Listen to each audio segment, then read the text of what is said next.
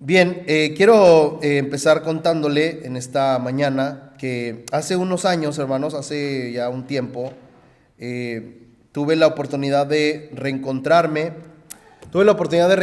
con algunos amigos de la adolescencia, que tenía como unos 25 años que no veía. eh, y bueno, tenía así como unos 25 años que no los veía y tuvimos la oportunidad de reencontrarnos una ocasión allá en México. Y bueno, nos sentamos a cenar, nos sentamos a platicar y nos sentamos a ponernos al día. De verdad, tenía yo 25 años o más que no los veía, que no me veían. Algunos de ellos se habían visto entre ellos, pero no mucho. Entonces estábamos poniéndonos al día de lo que hacíamos, ¿verdad? Entonces platicábamos y nos preguntábamos, oye, ¿y tú a qué te dedicas ahora? No, pues soy maestro.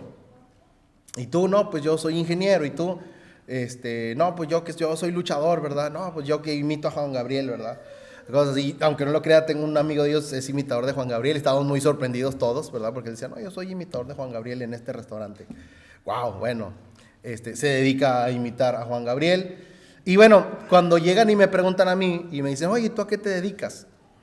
Sabe que una de las cosas que me gustan de este país, una de las cosas que me gustan de Estados Unidos, es que si en Estados Unidos tú dices, soy ministro, soy pastor, la gente, ok, es lo más normal del mundo, ¿cierto? Pero en nuestro país como que la gente, le digo, bueno, soy ministro, soy predicador de una iglesia. Ay, ¿qué es eso? Pero no, pero ¿en qué trabajas, verdad? Todavía a veces la gente aquí viene, ¿verdad? Y me pregunta, ¿pero usted en qué trabaja? ¿En qué trabaja? Entonces, y bueno, siempre he hecho otras cosas. Todo el tiempo que he predicado, como 20 años, siempre me he dedicado a hacer otras cosas, ¿verdad? También. Pero bueno, entonces les dije, no, soy predicador de una iglesia. ¿Qué es eso? Eso es como ser pastor. Yo nunca digo que soy pastor, no es un término que uso. Pero bueno, sí, digamos que sí, ¿verdad? Digamos que sí. Y cuando yo les dije eso, hermanos, empezaron a decir, oye, pero es que los cristianos son muy raros, ¿verdad? Y usted sabe, si usted tiene una conversación, usted sabe que hay como este concepto, ¿verdad? En la sociedad de cómo son los cristianos. Dice, es que los cristianos son muy raros, son, son como muy intensos, son como muy fanáticos. Y luego dice otro que estaba ahí, ¿verdad? Y aparte roban un montón. Pura pedidera de dinero, ¿verdad? Y yo pensando, si supieran que no hemos llegado al presupuesto, ¿verdad? Pero bueno, ese es otro tema. Entonces, pero uno de ellos decía, no, es que en las iglesias cristianas pura pedidera de dinero y son bien fanáticos y luego, no sé, creen unas cosas bien locas. Y empezó la conversación, ¿verdad? Empezaron a conversar y no, pues muchos de ellos se acuerdan que pues, yo desde niño soy cristiano. Entonces ellos decían, pero no me cabe en la cabeza pues que alguien se dedique a eso, ¿verdad? Porque pues tenemos el concepto, o tenían ellos el concepto de que muy fanático, o que se visten de alguna manera, o que no celebran nada, o que siempre, etcétera, etcétera. Usted sabe, a veces las presuposiciones que hay del cristianismo entre la gente, y sobre todo lo del dinero, ¿verdad? No, y también dicen los pastores tienen un montón de dinero porque pues se quedan con todo el dinero de las iglesias, ¿verdad? Cosas así, empezamos a conversar. Pero llega el punto de la conversación, hermanos, en donde ya es como muy obvio que todos creen que los cristianos son intolerantes, ¿verdad? Que los cristianos son muy intolerantes, que son muy fanáticos y que tienen una mentalidad muy cerrada, porque decían ellos que todo lo condenan y todo dicen que es pecado. Y bueno, empezó la conversación y me quedé pensando, ¿verdad? En cómo, fíjese cómo a veces el mundo, fíjese cómo a veces la sociedad dice, los cristianos son intolerantes, pero esos comentarios lo que muestran a la vez es intolerancia, ¿cierto? O sea, dicen, los cristianos son intolerantes, pero lo que demuestran esos comentarios otra vez es la intolerancia. En el tiempo, en lo que vamos a leer el día de hoy, hermanos, en la historia que vamos a leer el día de hoy, Nabucodonosor, a ver, diga Nabucodonosor. Ay, escuché la S en diferentes lados. A ver, diga Nabucodonosor. Ay, ¿por qué se escucha en diferentes lados la S? Bueno, ahí se lo dejo de tarea de trabalenguas, que en su casa diga Nabucodonosor. Ok, Nabucodonosor, hermano segundo, hijo de Nabucodonosor el grande, que es el que llevaron al pueblo de Israel al exilio. Lo que él quiere, yo le decía la semana pasada que ellos tenían Ellos tenían una forma de conquistar a los pueblos diferente, no con la fuerza, sino tratando de convertirlos en babilonios. Y lo que quieren también es impregnarlos de su religión. Es lo que llamaríamos hoy una religión pluralista. ¿Qué es una religión pluralista? Nabucodonosor viene, si dije bien, Nabucodonosor viene y le dice a Daniel y a sus amigos, le dice, tú puedes seguir adorando a Jehová. Fíjese en esto, tú puedes seguir adorando a Jehová, pero también queremos que le agregues nuestros dioses. Eso es una sociedad pluralista como en la que vivimos hoy en día. Hoy queremos, puedes seguir adorando a Jehová tu Dios, le dicen a Daniel, a Sadrach, Mesach y Abednego, pero también queremos que adores a nuestros dioses. Es una sociedad pluralista que te dice, puedes seguir adorando a tu Dios verdadero, pero también adora a nuestros dioses. ¿Sabe que el día de ayer, hermanos, yo me sentí en cierta manera como Sadrach, Mesach y Abednego, siendo invitado a adorar a los... Me sentí como que probé de la cultura pluralista en la que vivimos, de la sociedad pluralista, porque sentí como una voz que me decía, puedes seguir adorando a tu Dios verdadero, pero también puedes seguir adorando a nuestros dioses. ¿Y sabe por qué? Porque en un momento, ayer, hermanos, tengo varios días pensando en esto, pero ayer fue un día como que lo pensé mucho y me sentía, y bueno, esto es una confesión que yo le hago, pero me sentía descontento de mi casa. Me sentía descontento de mi casa. Toda esta semana me he sentido así y ayer me sentí más que nunca así. Y me sentía descontento y yo simplemente decía, yo quisiera tener otra casa, ¿verdad? Yo quisiera tener otra casa. Y bueno, fue ayer tanto mi descontento que empecé a mensajear con una persona que se dedica a vender casas y yo le decía, ¿verdad? Oye, ¿qué posibilidades hay que podamos comprar otra casa? La verdad es que no tengo dinero, no tengo dinero para comprar otra casa, pero no tengo dinero para comprar otra casa, pero quiero otra casa. Me sentía descontento con esa casa, ¿verdad? Entonces me puse a mensajear con ella y en la noche, hermanos, ayer en la noche, no sé, como que tuve un momento, estaba leyendo un poco de esta historia de Daniel capítulo 3 y bueno, me sentí como un momento de arrepentimiento y sentí, ¿verdad? Dije, eso es justamente la sociedad pluralista en la que vivimos, en donde nos dice, tú puedes seguir adorando a Dios, pero también puedes sentirte descontento y adorar el Dios del materialismo y la verdad es que esos sentimientos de estar descontento con lo que tengo, nunca Dios los pondría en mi corazón.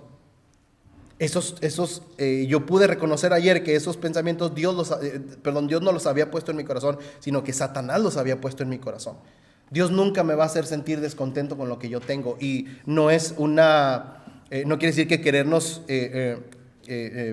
superar es malo, pero este mundo nos invita a eso, al pluralismo, a donde un lugar en el que podemos adorar a Dios y podemos también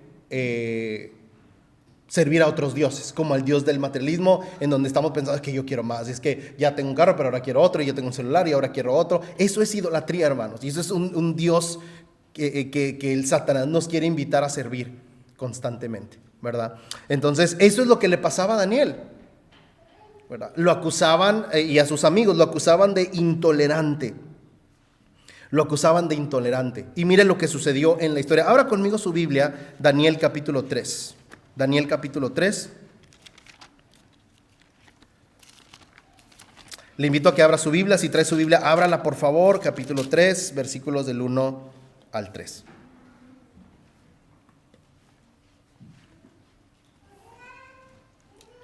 Daniel capítulo 3 dice, Daniel capítulo 3, versos 1 al 3.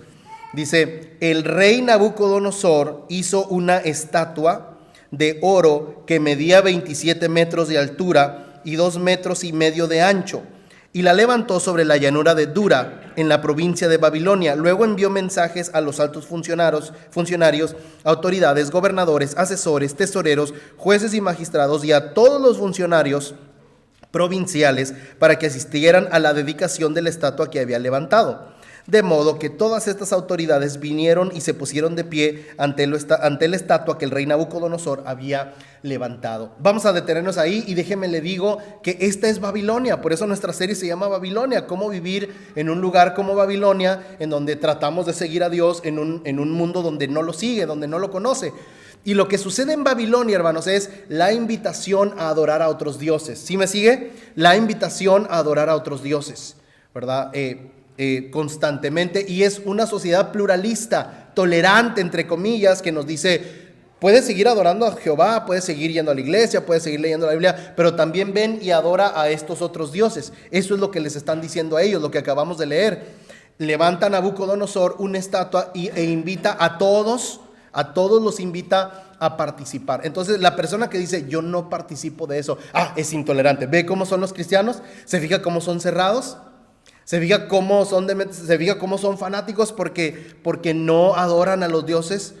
Porque no adoran a nuestros dioses, a los dioses de nuestro mundo, a los dioses de nuestra sociedad.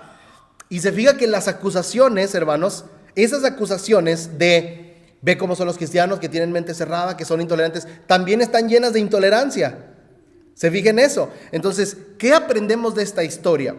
¿Qué aprendemos nosotros? ¿Cómo podemos nosotros vivir en una ciudad como la nuestra, en una sociedad como la nuestra, tratando de adorar al Dios verdadero, tratando de seguir al Dios verdadero, pero también con una invitación constante de Babilonia, del mundo, diciendo: ven y adora a nuestros dioses? ¿Cómo se hace?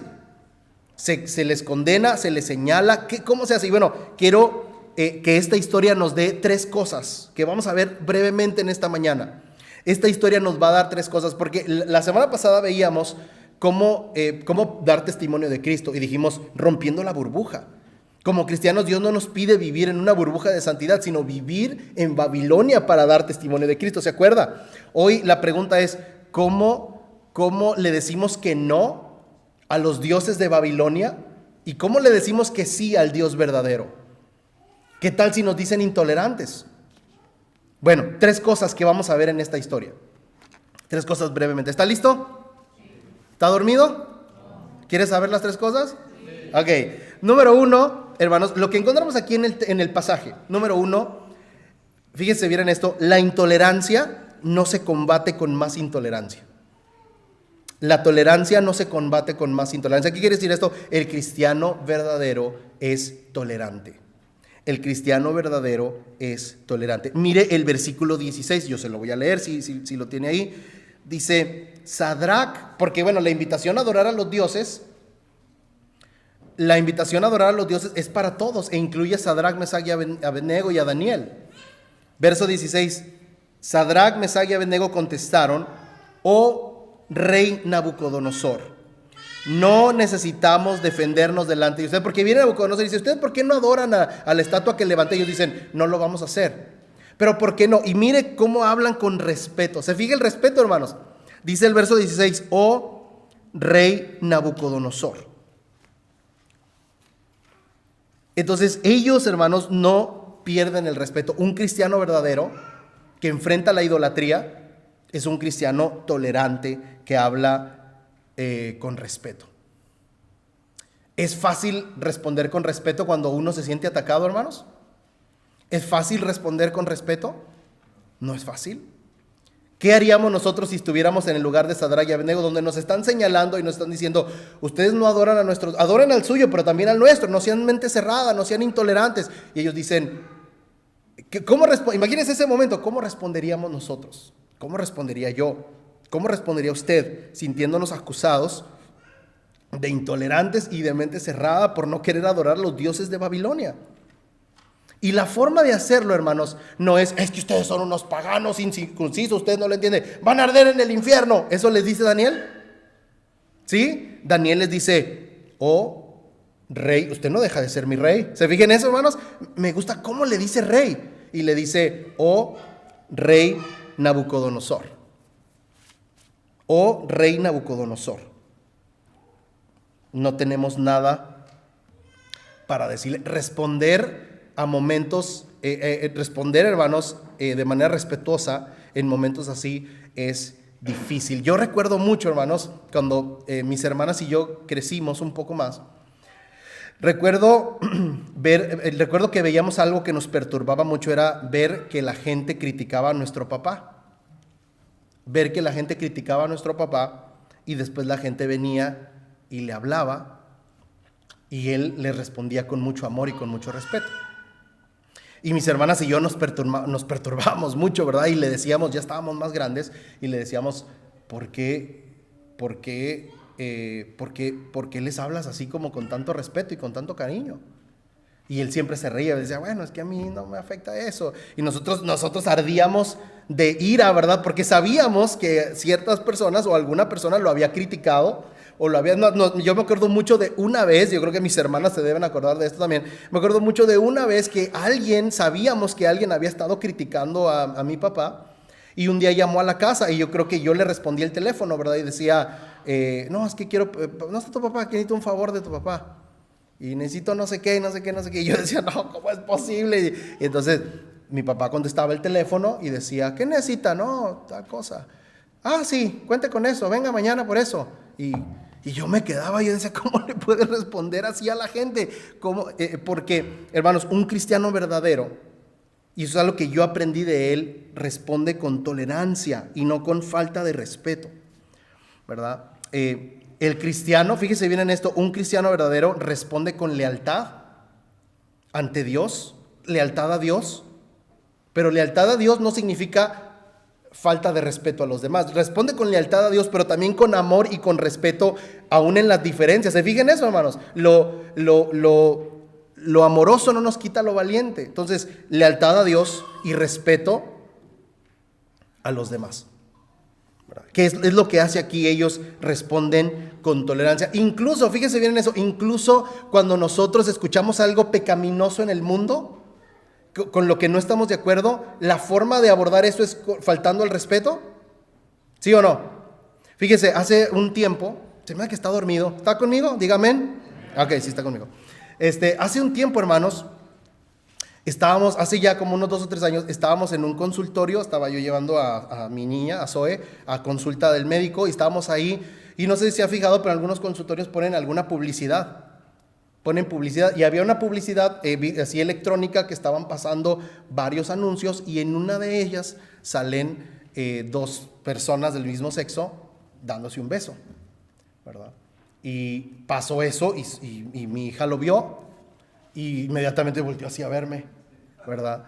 Y yo en ese momento, hermanos, si yo no estoy de acuerdo con eso, usted puede no estar de acuerdo con eso, si yo no estoy de acuerdo con eso, yo tengo 2 opciones. Yo puedo decirle, eso es pecado, eso se van a ir al infierno, son inmundos. Yo puedo responder de esa manera, o también puedo responder como lo hace aquí Sadrach, Mesach y Abednego y decir, bueno, hija, nosotros respetamos eso. Quizás no estoy de acuerdo con eso, pero Dios los ama, Dios las ama en ese caso, nosotros los amamos y nosotros les respetamos. Son seres humanos que Dios ama igual que nosotros. No tenemos por qué faltar al respeto a los demás. ¿Me sigue? Entonces,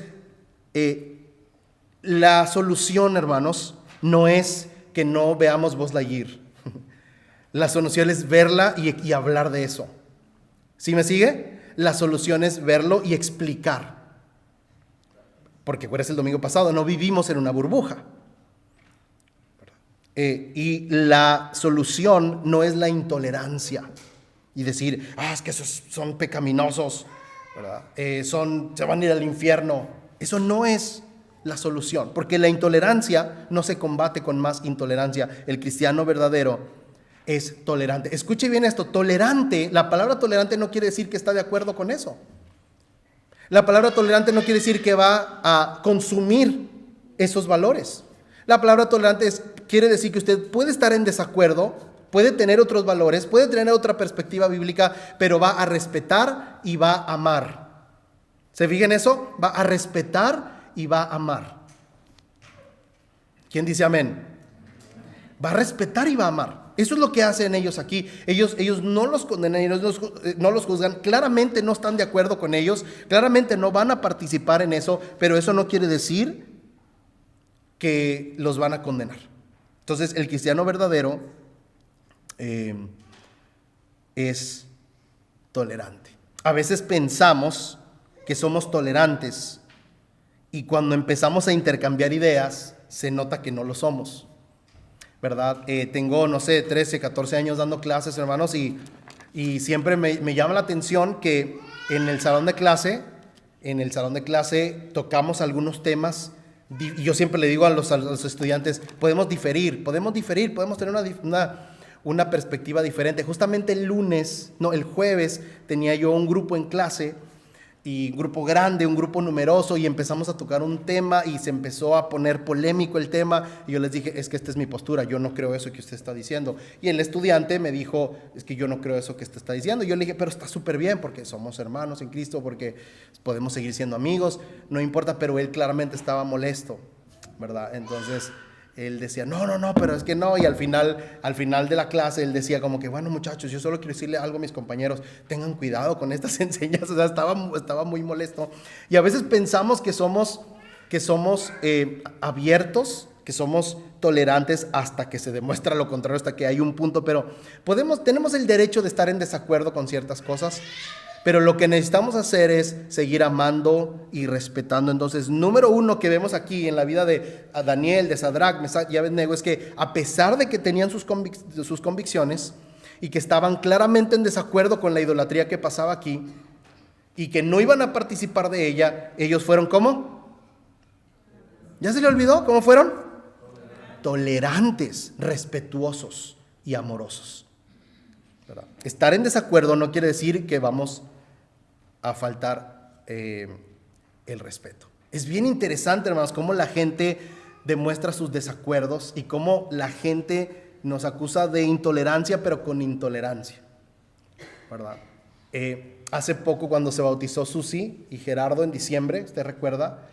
2 días después que ellos compartieron su noticia con algunas personas, y 2 o 3 días después ellos compartieron con un amigo, oye, nos bautizamos. Y la respuesta del amigo fue, ¿pero en qué nombre se bautizaron?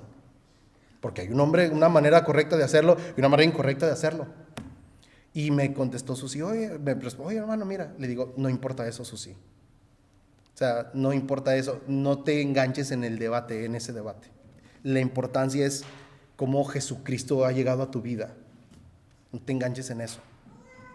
Pero el otro seguía, no, pero ¿en qué nombre te bautizaste? ¿Se fija a veces cómo podemos ser, hermanos? ¿Se fija a veces cómo podemos perder el tiempo en esos detalles? Y está bien, podemos tener nuestro punto y decir, no, yo creo que deben ser bautizados en el nombre de Maradona. Está bien, es su idea, pero fíjese cómo llegamos a irrespetar y a la falta del amor, ¿verdad? Eso le pasaba a Jesús. Jesús iba y sanaba a alguien, y en lugar de que todos se alegraban, decía, pero ¿por qué lo sanó hoy si es sábado? ¿Por qué no esperó hasta mañana? Y Jesús como que es en serio, no se fijen en eso, fíjense en la sanidad que ha traído Dios a la vida de esta persona. No, pero ¿por qué hoy sábado? El cristiano verdadero es tolerante, respetuoso y amoroso. Número 2, la mejor forma de demostrar nuestra fidelidad a Dios es nuestro testimonio y no nuestros argumentos.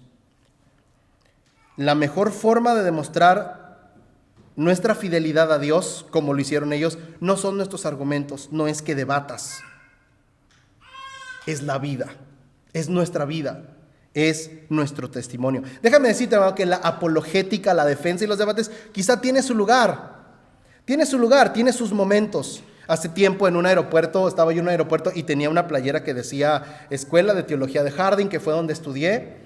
Decía escuela, y me la puse, la verdad, no soy, si usted se fija, yo no soy de ponerme playeras que así como de eventos y de cosas así, pero ese día yo creo que no tenía más y me la puse, decía Escuela de Teología de Harding, y fui a un McDonald's, me estaba muriendo de hambre, y me tocó que el que me atendiera un pastor, y, teólogo, así la frase, y yo, no, yo no soy teólogo, me la compré en el Goodwill, le iba a decir, ¿verdad? Pero tampoco le quise mentir, ¿verdad? Entonces le dije, no, bueno, estudié aquí.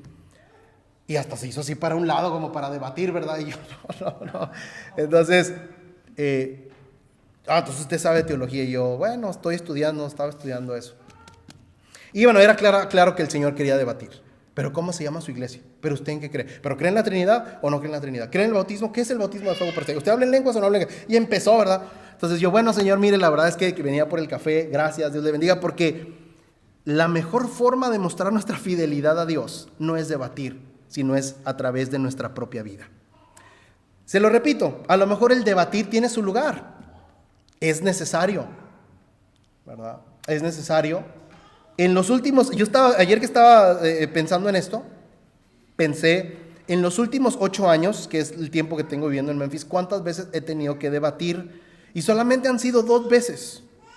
Solamente lo he tenido que hacer 2 veces, y porque de verdad se necesita hacerlo, ¿verdad? Una vez tuve que viajar como 1 hora para platicar con un testigo de Jehová, y me puso una arrastrada el testigo de Jehová. No, no se crea, no es cierto. Pero fui a hablar,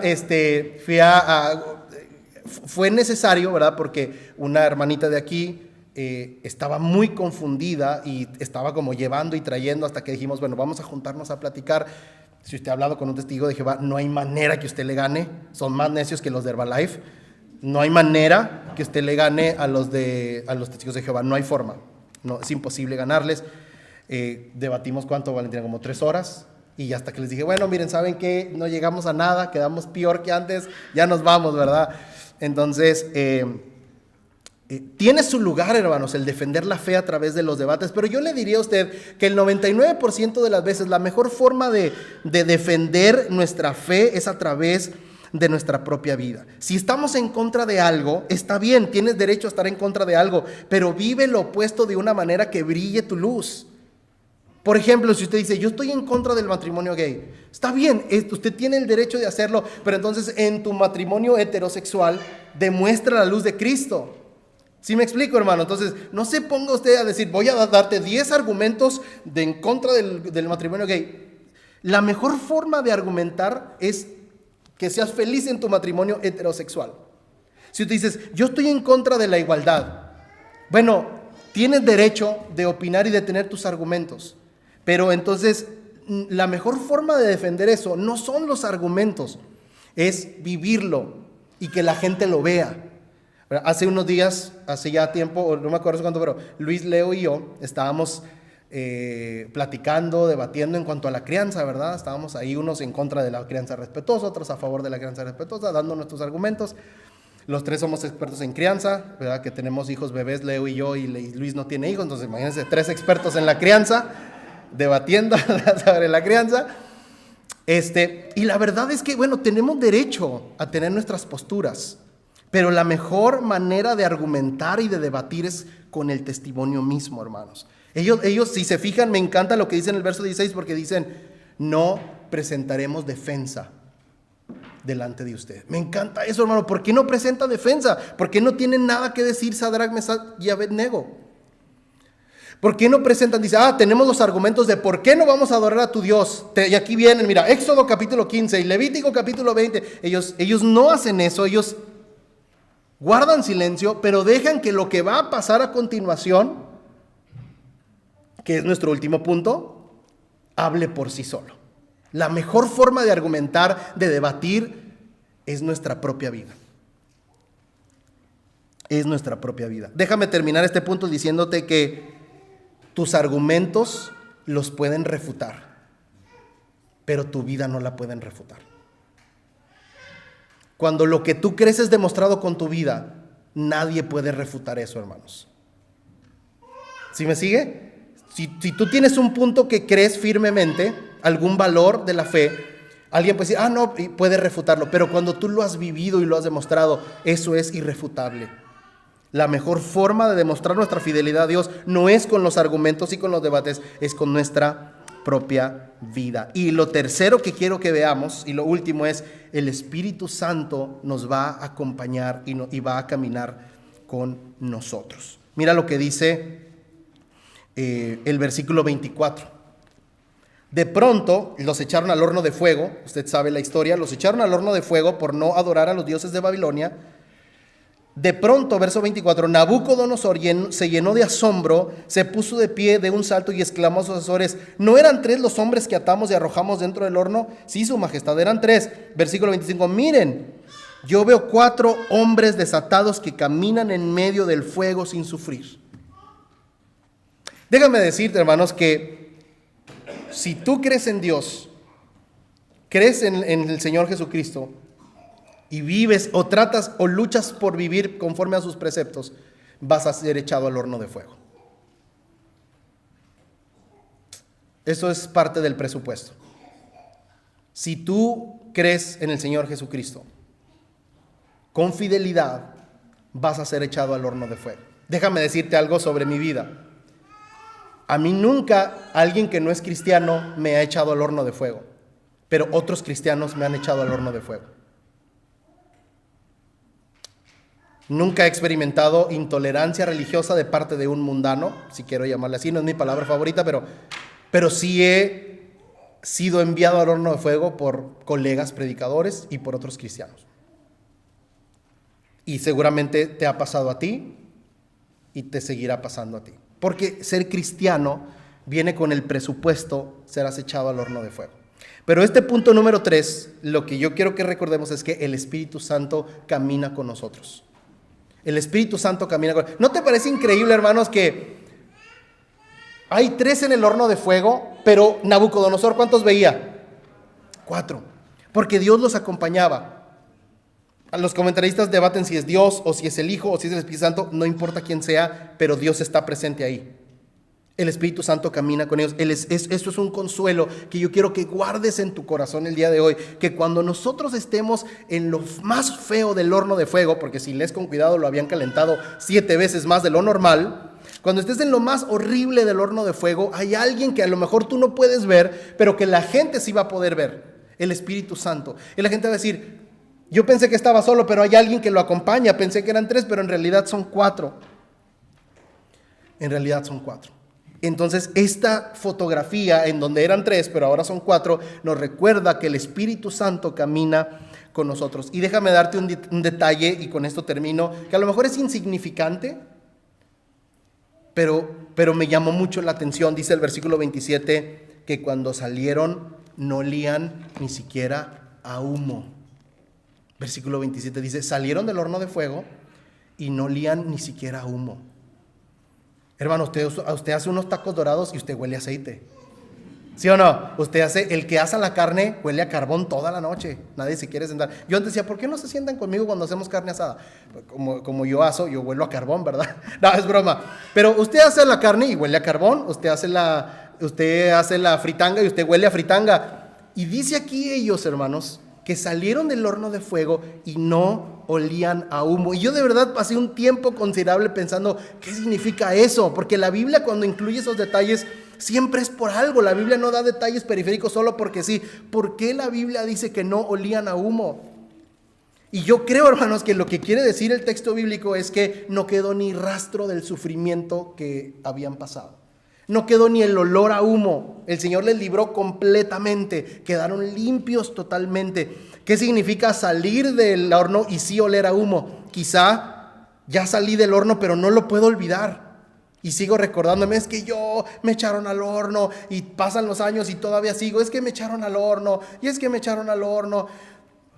Y no oler a humo, hermanos, quiere decir que yo no solamente salí bien librado, sino que también lo superé en mi corazón y en mi espíritu. Y número 2, yo creo que no oler a humo quiere decir no salir amargado de esa situación.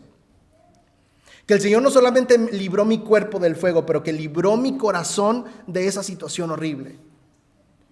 Obviamente, hermanos, salir limpio de la situación toma tiempo, pero yo le pido al Señor que cuando hayamos entrado a un horno de fuego, salgamos sin olor a humo.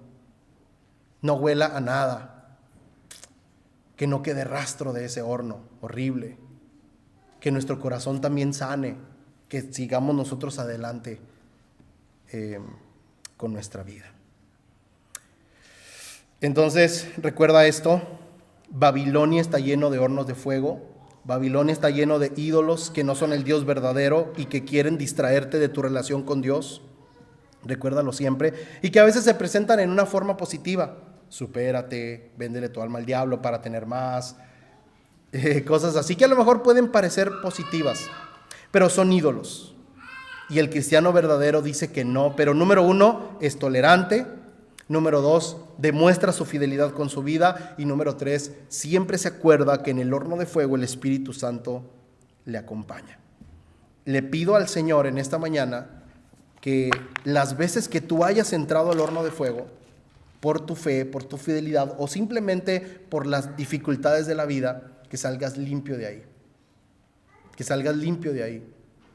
que no huelas a humo, que tu corazón sane, que recuerdes cómo el Señor te ha librado de esos momentos difíciles y que también tu corazón esté sano. Vamos a ponernos de pie.